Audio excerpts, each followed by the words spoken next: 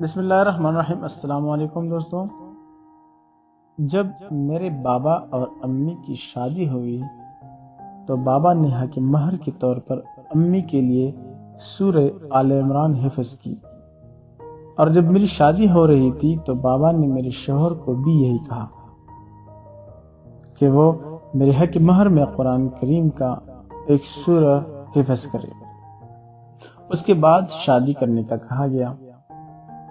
مجھے اپنے حق مہر کے لیے قرآن کی کوئی سورہ کا انتخاب کرنے کے لیے کہا گیا تو میں نے سورہ نور کا انتخاب کیا۔ مجھے لگ رہا تھا یہ سورہ حفظ کرنا بہت مشکل ہے۔ ایک طرف شادی کی تیاریاں ہو رہی تھی تو دوسری طرف میرے شوہر سورہ حفظ کر رہے تھے۔ ہر وقت ان کے ہاتھ میں قرآن ہوتا اور وہ سورہ یاد کر رہے ہوتے۔ شادی سے کچھ دن پہلے میرے شوہر بابا کے پاس آئے سورہ سنانے، جو انہوں نے پوری حفظ کر لی تھی۔ بابا بار بار غلطی نکالتے اور شروع سے شروع کرنے کا بولتے۔ میرے شوہر نے آہستہ آواز میں تلاوت شروع کی۔ اتنا خوبصورت منظر میں کبھی نہیں بھول سکتی۔ میں اور میری امی نے ایک دوسرے کی طرف دیکھا اور میرے شوہر کی اگلی غلطی کے انتظار میں مسکرانے لگی، جس کے بعد انہیں پھر سے شروع کرنا پڑتا، پر میرے شوہر نے ایک بار میں پوری سورہ سنا دی، ایک لفظ بھی نہیں بھولے۔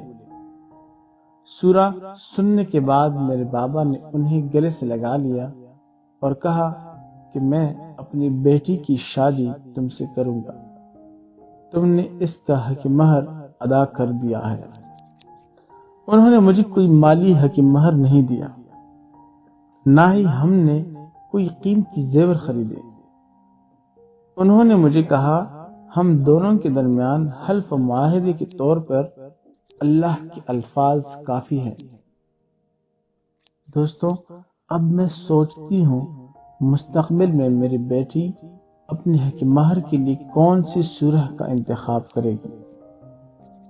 دوستوں، اگر ایسا حق مہر اور جہیز شادیوں پہ دیا جانے لگے تو ہر غریب کی بیٹی کی شادی آسانی سے ہو اور شادیاں کامیاب بھی ہوں، کبھی کوئی گھر نہیں اجڑے، نہ ہی بھوئیں جہیز کے تانوں سے تنگ آ کے خودکشی کرے۔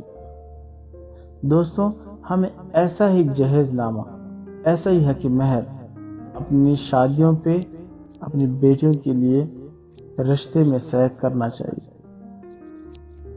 دوستوں، شادیوں پہ ایسا حق مہر آپ نے زندگی میں کبھی نہیں سنا ہوگا، لیکن ایسا حق مہر اور جہیز والی شادیاں ہمیشہ کامیاب ہوتی ہیں، کیونکہ حلف اور معاہدے کے طور پہ اللہ کے الفاظ کافی ہوتے ہیں۔